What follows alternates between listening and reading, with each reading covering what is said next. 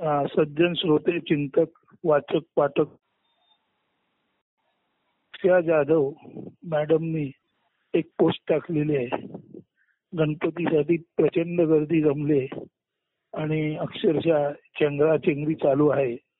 त्यांनी खाली लिहिलेलं आहे, निर्गुणाला सगुणात शोधणाऱ्यांचे हाल. प्रशांत जोशी यांनी त्या कॉमेंटला एक अजून दुसरी कॉमेंट करून टिप्पणी दिलेली आहे, जिथे धार्मिक आचार व्यापारी वर्गाकडून हायजॅक केले जातात तिथे हीच परिस्थिती होते. हे लोक त्याची वारेमाप प्रसिद्धी करतात. लेंगे कुर्ते टोप्या उदबत्त्या मिठाई त्यातून घडणारे प्रवास यावर कडी म्हणजे धार्मिक बाबींना राजाश्रय देणारे सरकार. एकंदर सर्व कठीण आहे. यांना निर्गुणाला सगुणात शोधणारे म्हणता येत नाही. श्री वाघमारे म्हणतात, कालच या विषयावर विवेचन झाले. योगायोगाने तोच विषय समोर आला आहे. काय म्हणाल? आणि हे सर्व करून काय म्हणाल म्हणून त्यांनी काय आपलं चिंतन काय असं विचारलेलं आहे. तर ते चिंतन आता आपण क्रमशः पाहू. निर्गुणाला सगुणात शोधणाऱ्यांचे हाल असं अक्षय जाधव म्हणतात. तर पहिली गोष्ट अशी आहे की निर्गुणाला शोधायचं नसतं, निर्गुण हे जाणायचं असतं. म्हणजे काल असं चिंतन झालं, म्हणजे जोशींनी एका ठिकाणी म्हटलेलं होतं, खरं म्हणजे स्वभाव कर्म ओळखून घेतले पाहिजे. आता स्वभाव कर्म ओळखणे म्हणजे काय, तर ज्याला आपण नॅचरल म्हणतो. तर माणूस सोडून सर्वांसाठी नॅचरल याचा मराठीत अर्थ नैसर्गिक असं म्हणतात आणि माणसाच्या दृष्टीने नॅचरल म्हणतात. म्हणजे एक जीव दुसऱ्याला खातो हे नैसर्गिक आहे. जीवो जीवस्य जीवनम, म्हणजे माशी बेडकाला खाणार आणि बेडकाला साप गिळणार याला नॅचरल फिनॉमिना म्हणजे नैसर्गिक बाब म्हणतात. परंतु कोणी काही वेडं वाकडं बोललं की राग येणारच असं माणसाबाबत बोललं जातं, त्यालाही नॅचरल म्हणतात. पण कोणी काही वेडं वाकडं बोललं की राग येणारच हे माणसाच्या बाबत नॅचरल आहे. त्या नॅचरलचा अर्थ स्वाभाविक असं म्हणतात. म्हणजे असं आहे की सर्व जीव जंतू जाती प्रजाती आणि माणूस यांच्यामध्ये काही भाव कॉमन असतात. उदाहरणार्थ संकटापासून संरक्षण करण्याची भावना, तहान भूक भागवण्याची भावना, प्रजोत्पादन म्हणजे सेक्सची भावना, ह्या ज्या बेसिक इन्स्टिंक्ट्स आहेत त्या सर्वत्र सारख्या असतात. अगदी झाडामध्ये सुद्धा जेव्हा झाड उजेडाच्या दिशेने वाढतं तेव्हा त्याचा अर्थ असा आहे की उजेडाच्या दिशेने वृद्धी आणि अंधाराच्या दृष्टीने वाढ न होणं हे झाडाला माहीत असतं. म्हणजे उजेडाच्या दिशेने जाणं आणि अंधाराच्या दिशेने न जाणं म्हणजे अंधारापासून संरक्षण करणं ही इन्स्टिंक्ट झाडामध्ये आहे. जेव्हा झाड आपल्या मुळातून जीवनरस शोषून घेऊन फांद्यांना आणि पानांना पुरवतो तेव्हा अन्नाची आणि तहानेची गरज झाडाला आहेच आहे. आणि झाड जेव्हा आपल्या बीतून नवीन झाडं निर्माण करतात तर प्रजनन क्षमता झाडामध्येही आहे. तर प्रजनन क्षमता, स्वतःचं संरक्षण आणि तहान भूक भागवणं हे मुंगीपासून झाड माड पक्षी अगदी माणसापर्यंत त्या ज्या कॉमन इन्स्टिंक्ट्स आहेत म्हणजे सर्वसाधारण प्रेरणा आहेत त्या सर्वत्र आहेत. त्या कारणाने या सर्व गोष्टी ज्याला नॅचरल इंग्रजीत म्हणतात त्याला फक्त मराठीमध्ये माणसांबाबत बोलताना स्वाभाविक म्हणतात आणि इंग्रजीमध्ये ज्याला नॅचरल म्हणतात कॉमनली, म्हणजे सापाला मुंगूस मारणार हे नॅचरल आहे म्हणजे नैसर्गिक आहे. परंतु कोणी काही वेडं वाकडं बोलला की त्याला शिवी देणं हे नॅचरल आहे असं माणसाबाबत बोलताना त्याचं रूपांतर, त्याचं भाषांतर स्वाभाविक असं करतात. म्हणजे माणूस सोडून इतर सर्वांना, माणूस आणि इतर सर्वांना जे नॅचरल म्हणतात त्याचं मराठीमध्ये माणसासाठी स्वाभाविक असं भाषांतर करतात आणि इतरांसाठी नॅचरल याचं नैसर्गिक असं करतात. म्हणजे ज्या नैसर्गिक प्रेरणा आहेत, नॅचरल इन्स्टिंक्ट्स, त्या सर्वत्र सारख्या आहेत. परंतु त्या नॅचरल इन्स्टिंक्ट्सच्या पलीकडे माणसाला जी गुणवैशिष्ट्ये मिळालेली आहेत, त्याला जी 36 तत्व मिळालेली आहेत आणि त्या तत्वामध्ये ज्ञान मिळवणे आणि ज्ञान देणे, दुसरी गोष्ट ज्ञान ग्रहण करणे ज्याला धृती म्हणजे मिळालेलं ज्ञान पक्क करणं, मेंदूच्या पेशीमध्ये धारण करणं, याला धृती म्हणतात. आणि ते ज्ञान इतरांना देणं, हे ज्ञान मिळवणं, ज्ञानाची धारणा पक्की करणं आणि ज्ञान देणं, हे वैशिष्ट्य फक्त माणसामध्ये आहे. म्हणून ज्ञानेश्वरीमध्ये स्वभाव कर्म जाणलं पाहिजे असं म्हटलेलं आहे. तर स्वभाव कर्म म्हणजे माणसाने खरं खुरं कर्म काय हे जाणून घ्यावं. आता खरं खुरं कर्म काय असू शकतं ते जाणताना आपणाला जी उत्सुकता निर्माण होते, अनेक गोष्टी आहेत. आपणाला प्रश्न पडतात की एक गरीब एक श्रीमंत का, दोन विद्वान माणसं आहेत पण एक उपासिका आणि एकाला राजाश्रय का, हे प्रश्न सगुण साकारातले आणि सगुण साकारांसाठी पडलेले आहेत. पण तू त्याच सगुण साकारातल्या एखाद्या माणसाला जेव्हा प्रश्न पडतो, संपूर्ण अव्यक्तातून व्यक्त झाली सृष्टी, ज्याच्यात कीडमुंगीपासून माणसांपर्यंत सर्व जाती प्रजाती आल्या आणि त्यातील मानव हा सर्वात उत्क्रांत म्हणून ज्ञानी, ज्ञानाचं ग्रहण करणारा, ज्ञान देणारा आणि ज्ञानाची धारणा मेंदूमध्ये पक्की करणारा, म्हणजे ज्ञान मिळवणे, ज्ञान देणे आणि ज्ञान धारण करणे म्हणजे धृती म्हणजे धारण करण्याची क्षमता, ही माणसामध्ये विशेष आहे.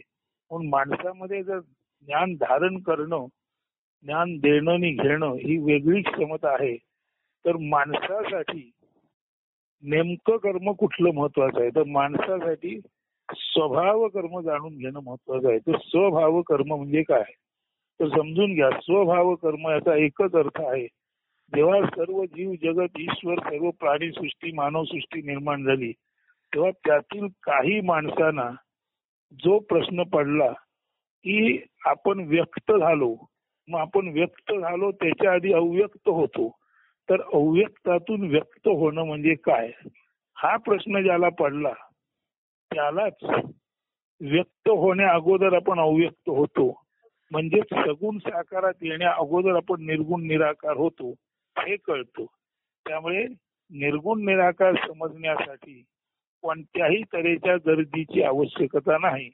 उलट जी गर्दी होते ती सगुण साकार म्हणजे फक्त देह मन आणि नेहमीच्या बंधनात अडकलेल्या वखवकलेल्या विषयग्रस्त आणि संकुचित आणि संस्कृती आणि तज्जन्य चाकोरी यामध्ये अडकलेल्या, ज्यांचा मेंदू आणि ज्यांचं शरीर, ज्यांची बुद्धी जखडलेली आहे, अशा वैषयिक लोकांचीच गर्दी म्हणजे सगुण साकाराची गर्दी.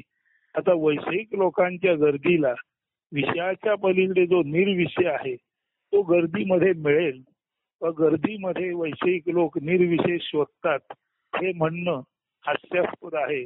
म्हणजे असं, जिथे आपण म्हणतो देवगडला फुरशी आहेत, तर देवगडला फुरशी आहेत, त्या फुरशांच्या प्रदेशात गेलो आणि जर एखाद्या माणसाने बिनविषारी फुरसं शोधायचा प्रयत्न केला, हा जसा वेडगळपणा आहे, तसाच सगुण साकार म्हणजे केवळ आणि केवळ विषयाने बंदिस्त झालेले जखडलेले कृष्णमूर्तींच्या भाषेत सगुण साकार म्हणजे it is the crowd of people who are totally conditioned, म्हणजे चाकोरीग्रस्त, संस्कृती नावाच्या खोट्या खऱ्या कल्पनांनी बांधलेली, धर्माबद्दलच्या वेडगळ समजुती असलेली अशी सर्व माणसं म्हणजे सगुण साकाराची गर्दी.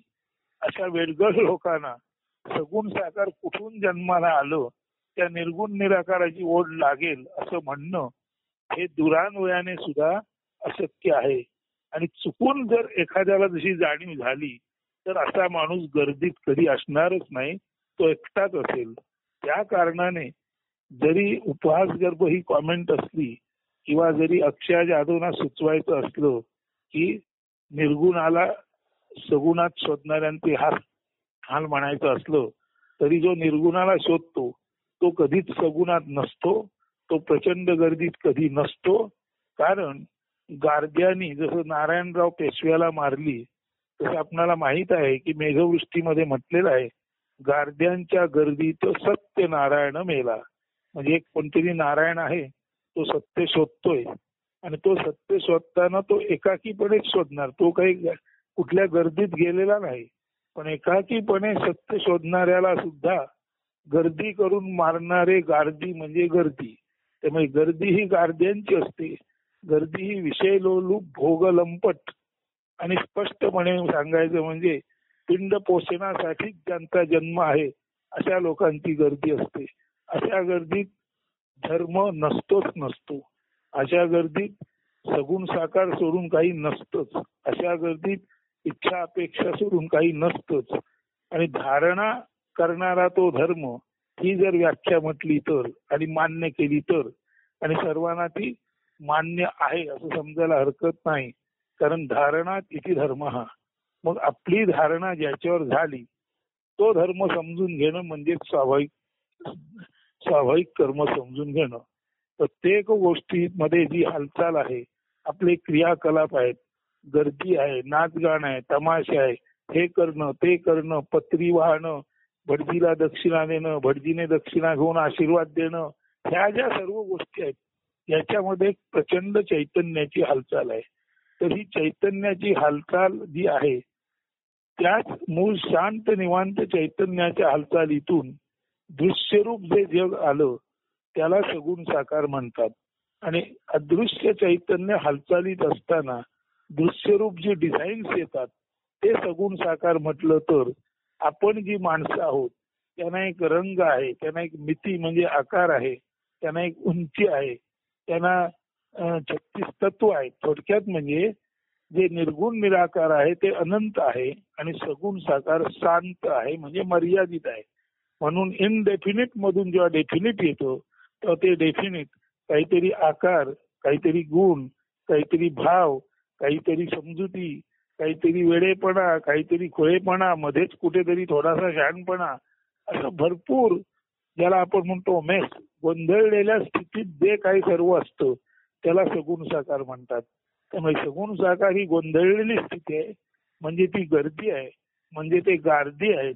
आणि गार्दी कधीच सत्य शोधणाऱ्या नारायणाला जिवंत जगू देणार नाहीत. गार्दी सत्य शोधन करणाऱ्या, सत्य म्हणजेच नारायण म्हणणाऱ्याला ठारच मारणार. त्यामुळे सगुण साकाराच्या गर्दीत निर्गुण निराकार शोधणं हा हेतू असूच शकत नाही. सगुण साकारांची गर्दी म्हणजे it is nothing but the काय म्हणायचं, सर्कस ऑफ मॅड पीपल, म्हणजे वेड्यांची ही सर्व सर्कस आहे. आता हे एकदा समजून घेतल्यानंतर थोडेसे भावुक असलेले आणि थोडेसे परंपरेच्या दिशेने श्रद्धायुक्त अंतःकरण असणारे असे काही लोक म्हणतात की जिथे धार्मिक आचार व्यापारी वर्गाकडून हायजॅक केले जातात तिथे हीच परिस्थिती होते. बेसिकली धार्मिक आचार हे शब्दच चुकीचे आहेत. धर्माला आचार असा नसतो. धर्माचा आचार म्हणजे धर्म म्हणजे काय समजून घेणे. धर्म म्हणजे काय, जो समजून घेतो त्याला हे कळतं की सर्व सगुण साकार हे मॅनिफेस्टेड एनर्जीचं रूप आहे. म्हणजे व्यक्त झालेल्या चैतन्याची रंग, मिती, गुण, आकार याच्यामध्ये निर्माण झालेली गर्दी म्हणजे सगुण साकार.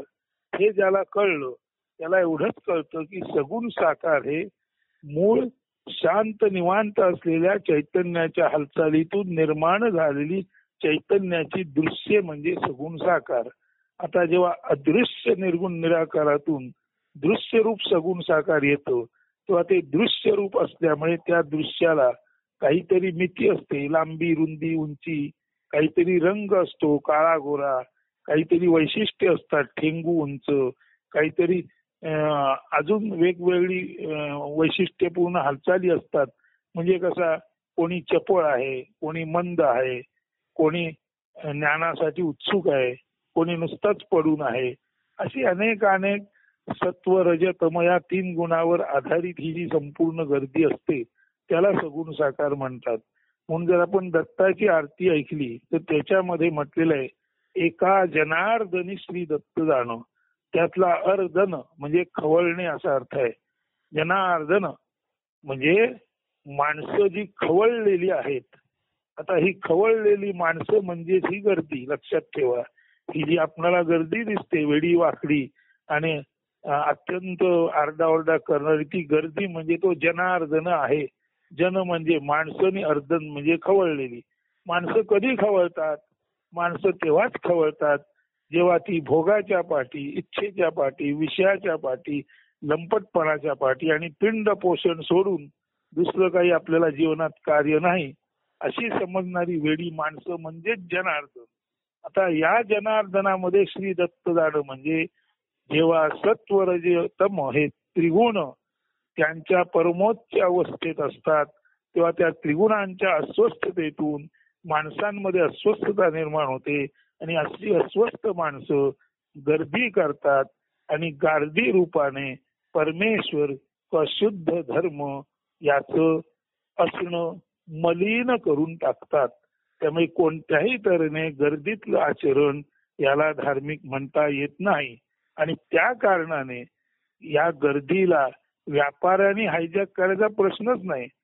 जेव्हा गर्दी जमते तेव्हा इच्छेपोटी, हव्यासापोटी, मागण्यापोटी किंवा काहीतरी पाहण्यासाठी, थोडक्यात म्हणजे इंद्रिय शमनार्थ जी माणसं वखवकलेली असतात अशा माणसांच्या समुदायाला जनार्दन म्हणतात. आणि हा जनार्दन रूपी समुद्र म्हणजेच ही सगुणातली गर्दी आहे. आणि सगुणातली गर्दी निर्गुणाला कधी शोधू शकत नाही, कारण विषयासाठी हपापलेले लोक निर्विषयाला भेटू शकणार नाहीत. हा सरळ अर्थ आहे. असं लक्षात घेतल्यानंतर व्यापारी वर्गाकडूनच गर्दी हायजॅक केली जाते असं नव्हे, तर हे जर सर्व संस्कृतीचे गोडवे गाणारे लोक आहेत, ते भटजी असोत, ते तथाकथित ज्ञानी असोत, ते तथाकथित आचार विचार प्रणाली सांगणारे असोत, संस्कृतीची अंगडी टोपडी घालून खोट्या गोष्टीला बाळसेदार दिमागदार दाखवणारे असोत, धर्म धर्म म्हणून भेदाभेद मानणारे असोत. भेदाभेद अमंगल तुकाराम म्हणतो, पण ज्या धर्मामध्ये भेदाभेदाला विशेष स्थान दिलं जातं तो धर्म आहे तरी का, याचा जर आपण विचार केला तर जिथे असमानता आहे, जिथे भेदाभेद आहे, जिथे अमंगल भेदाभेदाची रेलचेल आहे, जिथे श्रेष्ठ कनिष्ठ आहे, जिथे जातीपाती आहेत, जिथे जातीपाती जन्म झाला त्या जातीपाती जन्मावरूनच जिथे निश्चित केल्या जातात, अशा तऱ्हेच्या जिथे वेडगळ गोष्टी आहेत, तिथे ह्या सर्व वेडगळ गोष्टी ज्याने शास्त्र म्हणून निर्माण केलं, त्या सर्व शास्त्री लोक, ते सर्व समाजशास्त्री लोकच खऱ्या अर्थाने या गर्दीला हायजॅक करतात नव्हे, शांत निवांत असलेल्या जनतेला अशांत बनवण्याचं काम हे संस्कृती रक्षक करतात. ते कधीच धर्म जाणत नाहीत, तर ते खरे अधार्मिकच लोक आहेत. किंवा अधार्मिक लोकांनीच वेगवेगळ्या जे श्रुतीतून ज्ञान आलेलं आहे, त्या अंतर्ज्ञान पद्धतीने आलेलं आहे, त्यामध्ये यो वै भूमा तत् सुखम नाल्पे सुखमस्ती म्हणतात. जे सर्वात विराट आहे ते सुख आहे, अल्पात सुख नाही. असं जर आहे तर मी ब्राह्मण आहे, यामध्ये सुख ते काय असणार? कारण ब्राह्मण, क्षत्रिय, वैश्य, शूद्र हे जेव्हा आपण क्लासिफिकेशन करतो, भेदाभेद करतो, तेव्हा विराटता ही विराटता राहत नाही, ती क्षुद्रता होते. त्या वसुधैव कुटुंबकम म्हणायचं आणि आपण सनातन धर्म सांगून कुठेतरी गल्लीक बोळीक अशा पद्धतीने आपण सदाशिव पेठेची संस्कृती जागवायची, टिळकाळीची संस्कृती जागवायची आणि तोंडात फक्त वसुधैव कुटुंबकम म्हणायचं. त्याला वदतो व्याघात म्हणतात, म्हणजे उच्च बोलायचं आणि कमी प्रतीचं वागायचं. अशा संस्कृती निष्ठाने, अशा समाजशास्त्रज्ञांनी, अशा धर्म म्हणणाऱ्या, धर्म सांगणाऱ्या अधार्मिक लोकांनी जे काय केलेले आहे ते या जनसागराला खवळण्याचे, त्यांना क्षोभित करण्याचे काम केलेले आहे. आणि असा हा जनार्दन म्हणजे खवळलेला जनसागर म्हणजे दुसरं तिसरं काही नसून सत्व रजतम या त्रिगुणांची गर्दी असते. आणि परमेश्वर तर त्रिगुणाच्या पलीकडे आहे. आपण अथर्वशीर्ष ऐकतो, आपण म्हणतो तम गुणत्रयातीतः, म्हणजे सत्व रजतमाच्या तू पलीकडे आहेस. तम कालत्रयातीतः, म्हणजे वर्तमानभूत भविष्याच्या पलीकडे तू आहेस. तम देहत्रयातीतः, म्हणजे स्थूल सूक्ष्म कारण या देहाच्या पलीकडे आहेस. तम अवस्थात्रयातीतः, म्हणजे जागृती, स्वप्न आणि सुषुप्ती याच्या पलीकडे आहेस. तम शक्तित्रयात्मक, म्हणजे जन्म, स्थिती आणि मृत्यू या तिन्ही अवस्था एकवटलेल्या ज्या आहेत त्या तुझ्यात आहेत. मग तिन्ही अवस्था जेव्हा एकवटलेल्या असतात तेव्हा त्या तिन्ही अवस्था एकवटलेल्या असतात तेव्हा ते निर्गुण निराकार असतं. जेव्हा त्याच्यातून जन्म होतो तेव्हा जन्म झालेला माणूस तो सगुण साकारात आपण पाहतो. तोच सगुण साकारातला माणूस त्याच्या क्लासिफिकेशन नुसार किंवा कमी जास्त वर्गीकरणानुसार तो स्थितीत पाहतो आणि तोच मरताना तशाच स्थितीत मरतो. म्हणजे सगुण साकारात ब्राह्मण जन्माला आला तो जन्म म्हणून तो प्रथम ब्रह्माची निर्मिती म्हणून ब्राह्मणाचा जन्म झाला. तोच पुढे विष्णू म्हणजे मॅनेजमेंट म्हणून असताना सुद्धा तो ब्राह्मणच राहिला आणि मरताना सुद्धा तो ब्राह्मणच राहिला असं म्हणणं हास्यास्पद आहे. ब्रह्म जाणतो तो ब्राह्मण असं म्हटलं तर असे ब्राह्मण जगात आहेत किंवा नाहीत हे भर दुपारी 12 वाजता टॉर्च घेऊन शोधण्याचं कठीण काम आहे. तर अशा भर दुपारी 12 वाजता सुद्धा असा ब्राह्मण मिळणं कठीण असताना सगुण साकाराची गर्दी निर्गुण निराकाराला शोधू शकते हे म्हणणं हास्यास्पद आहे. जरी निर्गुण निराकाराची आपल्याला ओढ असेल तरी निर्गुण निराकार म्हणजे काय हे समजून घ्यायचं असेल तर हे विश्व जिथून जन्माला आलं, हे दृश्य रूप झाड जिथून जन्माला आलं त्याचं दृश्य मूळ अदृश्य ते मूळ शोधणं म्हणजे निर्गुण निराकाराचा शोध. आणि जेव्हा तुम्हाला मुळाचा शोध असतो तेव्हा एखादा शोध अनेक जण मिळून घेऊ शकत नाहीत. कारण बऱ्याच जणांना झाड त्याची फुलं फळं खाण्यातच गोडी असते. आपण म्हणतो मला आंबा खाण्याची मतलब, तो रत्नागिरी हापूस आहे का देवगड हापूस आहे मला माहित नाही का मला याची चौकशी करायची गरज नाही. मला रत्नागिरी हापूस खायची आवश्यकता आहे. तो कुणाच्या बागेतला आहे याच्याशी माझं देणं घेणं नाही. तसंच जर ज्याला निर्गुण निराकार शोधण्याचं महत्व आहे त्याला त्या सगुण साकाराशी काही देणं घेणं नसतं. आणि वखवकलेल्या ह्या सगुण साकारातील जन अर्धन म्हणजे त्रिगुणात वखवकलेल्या ज्याला पिंड पोषणातच रमणाऱ्या गर्दीला निर्गुण निराकाराशी काही देणं घेणं नसतं. त्यामुळे सगुण साकाराची गर्दी म्हणजे मूर्खांची गर्दी हा त्यातीलच एक मूर्ख वापरू शकतो. त्यामुळे या गर्दीला हायजॅक करण्यासाठी व्यापारी हवेत असं नाही. ऑन द कॉन्ट्ररी ही जनक्षोभ रूपी त्रिगुणाची गर्दी ज्यांनी निर्माण केली ते सगुण साकाराचं कोड कौतुक करणारे ते संस्कृतीनिष्ठ धर्मनिष्ठ परंतु भेदाभेदामध्ये चिरंतन रमणारे उच्च नीचतेत चिरंतन रमणारे बाहेर जाऊन आपण सर्व धर्म समभाव दाखवणारे आणि घरी येऊन गोमूत्र प्राशन करणारे हे कोणीच कधीच निर्गुण निराकाराशी त्यांना देणं घेणं नसतं. आताही आपण पाहतो फार विचित्र आहे. एक पुतळा उभा राहतो, त्या पुतळ्याला कोणीतरी हार घालतो, दुसरा तिथे जातो, तो परत त्या पुतळ्यावर दूध शिंपडतो गोमूत्र शिंपडतो आणि तो शुद्ध करून घेतो. आता पुतळ्याला एका हार घातला आणि दुसऱ्यान पुतळा शुद्ध केला हे आपण वरचेवर बघतो. म्हणजे शुद्धाशुद्धतेबाबत आपण किती वेगळं समजुतीत अडकलेलो आहोत. जर ने पुतळ्याला हात लावला तर तो अपवित्र होतो म्हणून ब येऊन त्याला गोमूत्र किंवा दुधाचं स्नान घालत असेल तर अशी ही गर्दी आहे.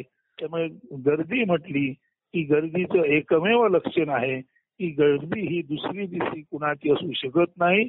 ती वेड्या इच्छा अपेक्षा याने शोभित झालेल्या याने क्रुद्ध झालेल्या याने चाळवल्या गेलेल्या अशा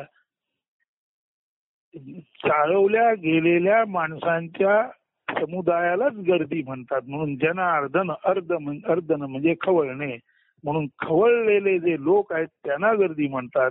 आणि खवळलेले जे लोक असतात ते कधीच समत्वाच्या अधीन नसतात, कधीच त्यांच्या मनावर त्यांचा ताबा नसतो, कधीच ते संयमी नसतात आणि कधीच ते तितिक्षा पूर्णपणे म्हणजे अत्यंत चिकाटीने मिळेपर्यंत वाट बघणारे नसतात. तेव्हा गर्दी ही नेहमीच खवळलेल्या लोकांची त्रिगुणामध्ये वर खाली होणाऱ्या लोकांची असते. त्यामुळे गर्दीला देणं घेणं निर्गुण निराकाराशी नसतो. त्यामुळे निर्गुण निराकाराचा आणि गर्दीचा कोणत्याही तऱ्हेने संबंध नाही हे पुन्हा पुन्हा निक्षून सांगत आहे. मग अशा गर्दीचा फायदा व्यापारीही होऊ शकतो. परंतु ही गर्दी निर्माण करताना त्याच्या मुळाशी धर्माबद्दलच्या अवास्तव कल्पना ज्या मांडणाऱ्या मनुस्मृतीसारख्या जे ग्रंथ आहेत त्याच्यातूनच ही वेडगळपणाची गर्दी निर्माण झालेली आहे. एक वेडगळपणा हा कधीही दुसऱ्या वेडगळपणामुळे जात नाही.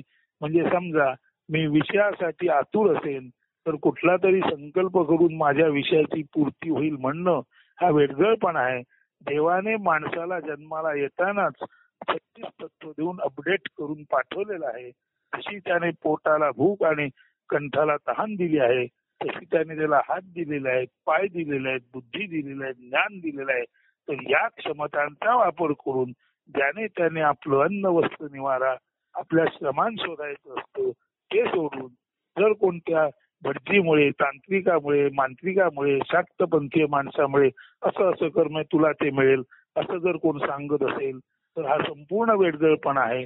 हा वेडगळपणा एकंदरीने व्यापारी जरी कॅच करत असले तरी हा वेडगळपणा ज्यांनी निर्माण केला तो वेडगळपणा निर्माण करणारे हे भिक्षुक जे आहेत तेच त्याला कारणीभूत आहेत. भिक्षुक म्हणताना लक्षात घ्या कोणत्याही जातीचा इथे संबंध नाहीये. इथे एकच संबंध आहे की आपण जिथून जन्माला आलो त्या अव्यक्ताचा ज्याला शोध घ्यायचा आहे त्यालाच स्वभाव कर्म. आता पहिलं कर्म म्हणजे काय, जे आपण केलं नसलं तरी आपण जन्माला आलो हे मूळ कर्म आहे. हे कर्म कुठून आलं त्याचा शोध घेणं म्हणजे स्वभाव कर्माचा शोध घेणं, म्हणजेच निर्गुणाचा शोध घेणं, म्हणजेच अव्यक्ताचा शोध घेणं, म्हणजे दृश्य वृक्ष आहे त्याच्या अदृश्य मुळाचा शोध घेणं. आणि जर दृश्य वृक्ष फुलाफळाने भरलेला असेल तर त्याचा दृश्य मूळ किती सशक्त असेल. म्हणून सगुण साकार गर्दी जर खरोखरच अत्यंत आनंदपूर्ण असेल तर ओळखायला हरकत नाही. त्या गर्दीचं मूळ जे निर्गुण निराकार आहे ते त्या गर्दीला कळलेलं आहे. जी गर्दी क्षोभित असते, विषयांसाठी जमलेली असते, काही न करता देवाजवळ मागून किंवा इकडचं तिकडचं काहीतरी वेडाचार करून आपल्याला मिळेल असं समजणारे आणि तशी समज करून देणाऱ्यांची जी गर्दी असते ती कधीच ज्ञानाला महत्व देत नाही, ती प्रयत्नाला महत्व देत नाही, ती मानवी श्रमाकडे दुर्लक्ष करते. अशी गर्दी म्हणजे सगुण साकार अशा वेडगळ समाजाचा एकत्र आलेला केवळ आणि केवळ हास, हव्यास, मागणी, इच्छा ज्या कधीच पूर्ण होत नाहीत त्यांच्या पूर्तीसाठी काहीतरी वेड्याखोड्या गोष्टी करणाऱ्यांचा समुदाय असतो. त्याचा निर्गुण निराकाराशी संबंध नसतो. ज्याला आपण जिथून जन्माला आलो त्या अव्यक्ताचा शोध घ्यायचा असतो त्याला आपलं अख्खं आयुष्य अव्यक्ताचा शोध घेण्यात घालवावा लागतो. तो अत्यंत गरिबीत असला तरी आहे त्या समाधानात राहून तो त्या निर्गुण निराकाराचा शोध घेतो. आणि निर्गुण निराकार आणि सगुण साकार हे सांगताना निर्गुण निराकार ज्याला कळलं अशाच सगुण साकार माणसाला खऱ्या अर्थाने वैश्विक ज्ञान होऊ शकतं असं सांगितलं जातं. तो संत महंतांनी सुद्धा जरूर सगुण साकार भक्तीकडे महत्व वेधलेलं आहे, परंतु त्यांनी भक्तीबद्दल काय सांगितलेलं आहे, जो विभक्त नाही तो भक्त. अशा तऱ्हेने हे जे गर्दीतले समजा 1 लाखाची गर्दी आहे, आपण म्हणू शकतो का की 1 लाख माणसं म्हणजे केवळ एक आणि एकच माणूस आहे असं आपण म्हणू शकत नाही.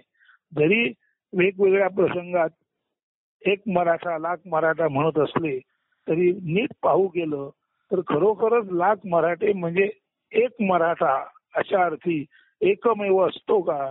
तर जर खऱ्या अर्थाने लाख माणसं ही एकच असतील म्हणजे एकमेव द्वितीयम नास्ती अशी लाखांची भावना असेल तर तिथे गर्दी करायची गरजच नाही ना.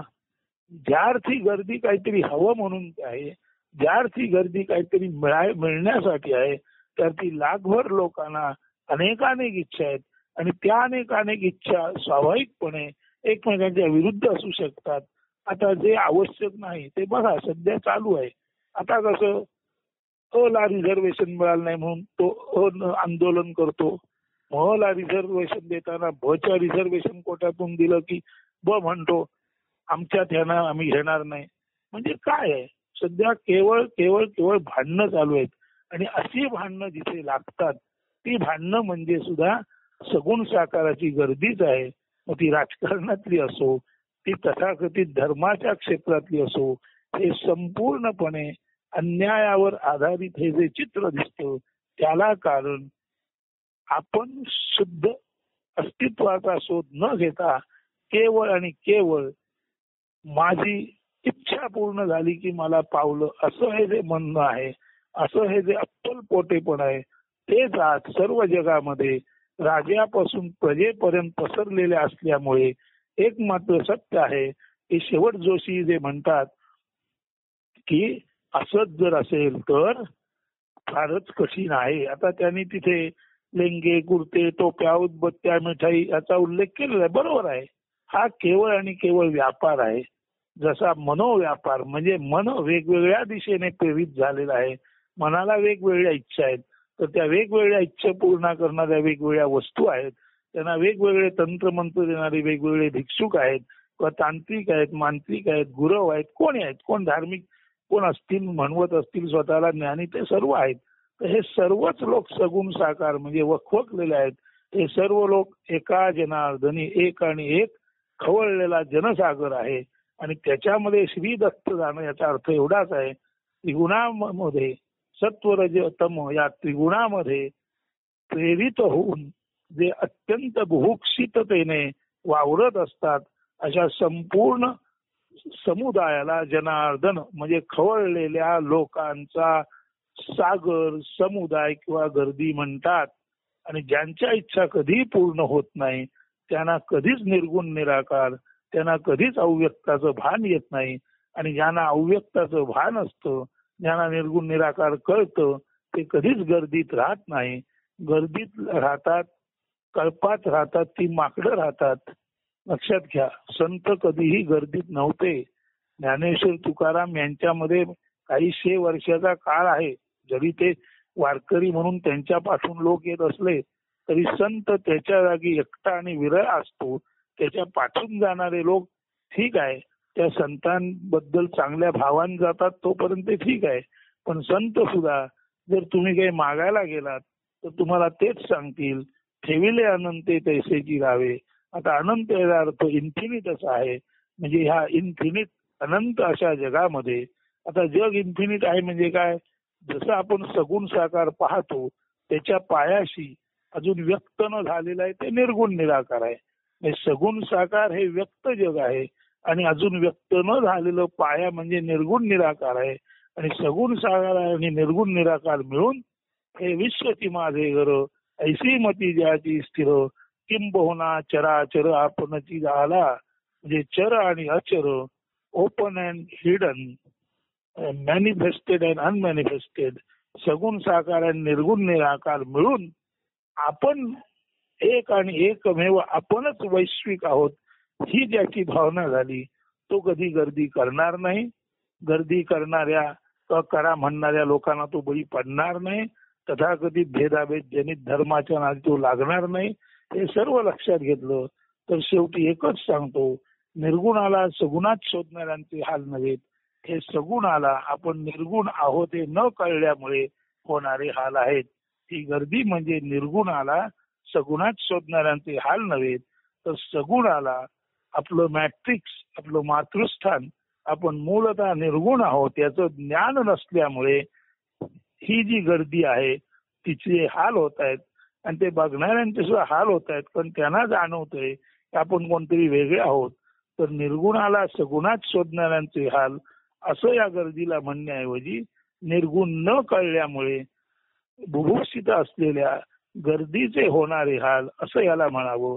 दुसरं जोशी म्हणाले तसं ही गर्दी जी आहे ती निर्माण करणारे जे आहेत ते गर्दीचे कारकत्व असणारे म्हणजे धर्म मार्तंड स्वतःला समजणारे जे लोक आहेत त्यांनीच ही गर्दी, त्यांनीच ही असंतुष्ट जनता निर्माण केलेली आहे. त्या असंतुष्ट जनतेला काहीतरी वे आउट द्यायचा म्हणून अन्न वस्त्र निवारा या गोष्टीकडे दुर्लक्ष करून केवळ मंदिर उभारा, जुन्या वास्तू पाडा, तिथे आपलं मंदिर उभारा असं करणारे राजकीय लोक सुद्धा या संभ्रमित जनतेला संभ्रमात ठेवून असं पाहतायत की त्यांनी म्हणजे खालच्या कुरणात चरणारी गुरं वरच्या राजदरबारी येऊ नयेत म्हणून खरे अन्न वस्त्र निवाराचे प्रश्न जे आहेत तिकडे दुर्लक्ष करायचं आणि गर्दीला गर्दी म्हणून राहून द्यायचं. नव्हे त्यांना खेळणं म्हणून प्रत्येक वेळा काही नवीन विषय द्यायचा. हे पाडा, ते उभारा, हे नाव बदला, ते नाव बदला, परंतु अन्न वस्त्र निवारा याबद्दल आम्हाला विचारू नका. तुम्हाला जमलं तर कमवा, नाहीतर मेलेत तरी फरक पडत नाही असं अंतःकरण असलेल्या लोकांची आज जगामध्ये रेलचेल झालेली आहे. हे लक्षात घेता संपूर्ण अन्न वस्त्र निवारा देणारी अवनी हीच आज त्यावरील जमलेल्या या बुभुक्षित गर्दीमुळे त्रस्त झालेली आहे, हे समजून घ्या. त्यामुळे गर्दीला हायजॅक करायला कोणीही येतो आणि गर्दीला हायजॅक करतो, पण गर्दीला हायजॅक करणारा स्वतः गर्दीच असतो. त्यामुळे स्पष्ट सांगायचं म्हणजे आपण निर्गुण आहोत याचा बोध ज्याला असतो तो सगुणात असला तरी दिसणार नाही, म्हणजे तो गर्दीत दिसणार नाही. आणि जो गर्दीत दिसतो त्याला निर्गुणाचा पत्ता नसतो. ज्याला आपला मूळ पत्ता कळत नाही तो माणूस भरकटलेला असतो. म्हणून ही जी दिसणारी सगुणातली गर्दी आहे त्यांना आपला मूळ पत्ता, आपलं मातृस्थान, आपलं पितृस्थान, आपलं मूळ जे आहे निर्गुण निराकार ते कळलेलं नाही. ते कळलं असतं तर तुकाराम म्हणतो तसं स्वाभाविक झालं असतं. तुकाराम म्हणे आम्हा सापडले मूळ आपणची फळ आले आता, परंतु मूळ शोधायची ज्यांची इच्छा नाही तीच माणसं गर्दी करतात. मूळ शोधणं लोकांनी योग्य नाही अशी म्हणणारीच माणसं गर्दी कशी निर्माण होईल याचा प्रबंध करतात. मूळ गावलं तर आपले हाल होतील असं म्हणणारेच राजकीय लोक मूळ गाऊ नये आणि कुठल्या तरी वेगळ्याच गोष्टी गर्दी पुढे टाकाव्यात आणि त्यांना झुंजवत ठेवा असं करतात. तेव्हा सध्याचे धर्माचरणी असो, सध्याचे राजकीय नेते असोत किंवा सध्याचे व्यापारी असोत, सर्व आपापला हेतू सिद्ध करण्यासाठी जे करतायत ते संपूर्ण हे गर्दीचं असणं आहे. आणि गर्दीचं असणं म्हणजे आपणच आपले हाल करून घेणं आहे. आपण कोण याचा ज्याला प्रश्न पडला, कोहम हा ज्याला प्रश्न पडला त्याला निश्चितच निर्गुण निराकार सापडतो, त्याला निश्चितच पाया कळतो. आणि ज्याला पाया कळला त्याला वरती उभ्या असलेल्या 36 मधली इमारतीला कसं सुरक्षित ठेवायचं कळतं. पण ज्याला पायाच कळत नाही ते हे सर्व लोक आहेत. आणि त्याचा गैरफायदा जवळजवळ सर्वच्या सर्व असा नसा घेतच आहेत. हे समजून घेतलं तर अत्यंत अंतर्मुख होऊन नेमका धर्म म्हणजे काय धारणा करतो तो धर्म, आपली धारणा कशावर झालेली आहे, सर्व प्रकट विश्व आहे त्या अप्रकटातून आलेला आहे. म्हणजे एव्हरीथिंग कम्स फ्रॉम नथिंग जेव्हा कृष्णमूर्ती म्हणतात तेव्हा हे जे समथिंग, एनिथिंग, मेनिथिंग जे काय हे सर्व थिंग म्हणजे हे जे वस्तू जगत आहे, जीव जगत, ईश्वर असं हे जगत आहे ते एका शुद्ध चैतन्यातून क्रियाशक्तीतून जन्माला आलेलं आहे. ते चैतन्य दिसत नाही पण गर्दीच्या हालचालीतून चैतन्य जाणवतं निश्चित. पण गर्दीतलं चैतन्य म्हणजे अयोग्य जागी झालेलं वीर्यपतनासारखं आहे. नाही ते गर्दीला उपयोगी पडत, नाही ते कुणाला उपयोगी पडत. म्हणून how to retain energy with oneself. आपण ज्या चैतन्यातून जन्माला आलो ते चैतन्य आपल्यामध्ये त्याचं कसं संधारण करायचं, कॉन्झर्वेशन करायचं हे ज्याला कळलं तोच निर्गुणाचा, तोच अव्यक्ताचा शोध घेतो. आणि असा शोध जिथे आहे तिथे गर्दी अशी ना तशी असूच शकत नाही. हे निश्चिंतपणे समजा. आणि हेच साकल्याने अक्षय जाधव यांच्या प्रश्नाचं उत्तर आहे. हीच साकल्याने प्रशांत जोशी यांच्या विवेचनावरती केलेलं म्हणजे त्यांचं विवेचन बरोबर आहे. पण नुसतेच व्यापारी हायजॅक करतायत असं नाही, उलट गर्दी निर्माण करणारेच याला कारणीभूत आहेत. आणि गर्दी निर्माण करणारे हे जे लोक आहेत ते तथाकथित आपल्याला विद्वान समजतात, पंडित समजतात, धर्माचार्य समजतात, परंतु त्यांना निश्चित निर्गुण निराकार हे वेगळं आहे माहीत असलो तरी त्यांना जगाने निर्गुण निराकाराकडे लक्ष देऊ नये, सगुण साकारातच राहावं. आणि एकमेकांना टोलवाटोलवी करत, एकमेकाच्या अपयशाचं झापड दुसऱ्यावर फोडत, मग मधल्यामध्ये जसं व्यापाऱ्यांचा व्यापार चालतो तसं आचारी लोकांचा, आचारी म्हणजे पक्वान्न बनवणारी लोकांचा व्यापार चालतो. आणि तसाच आचार्यांचा म्हणजे धर्माबद्दल आपण कोणतरी विशेष आहोत असं एस्टॅब्लिश करू पाहणाऱ्यांचा व्यापार चालतो. म्हणून एक कमोडिटी विकणारे ते व्यापारी आहेत, दुसरे धर्माबद्दल बोलणारे ते व्यापारी आहेत, आणि तिसरे या सर्वांसाठी अन्न पुरवणारे व्यापारी आहेत. म्हणून दुर्दैवाने सध्या आपला देश तथाकथित आचार्य, आचारी आणि व्यापारी या तीनच वर्गात विभागलेला आहे. त्यामुळे देशच नाही जवळजवळ जगाचीच ही अवस्था आहे.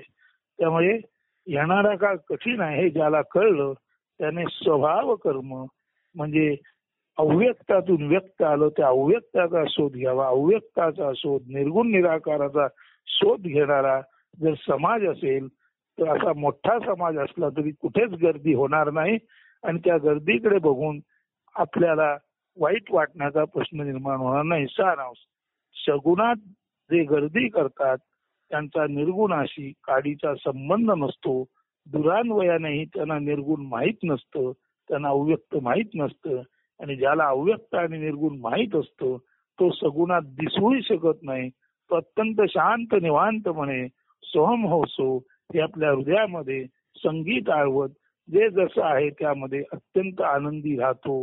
हीच ती फकिरी वृत्ती, हेच ते रमता जोगी बहता पाणी, आणि हेच ते happy is the man who is nothing. तो happy is the man who is nothing ज्याला समजून घ्यायचं असेल त्याने नथिंग म्हणजे निर्गुण निराकार समजून घ्यावं, अव्यक्त समजून घ्यावं. म्हणजे ही समथिंग समथिंग जी गर्दी आहे आणि हे जे हालअपेष्ट आहे आणि एकंदर ही जगाची ओढाताण आहे त्याच्यातून बाहेर पडण्याचा मार्ग एकच आहे. Happy is the man who is nothing.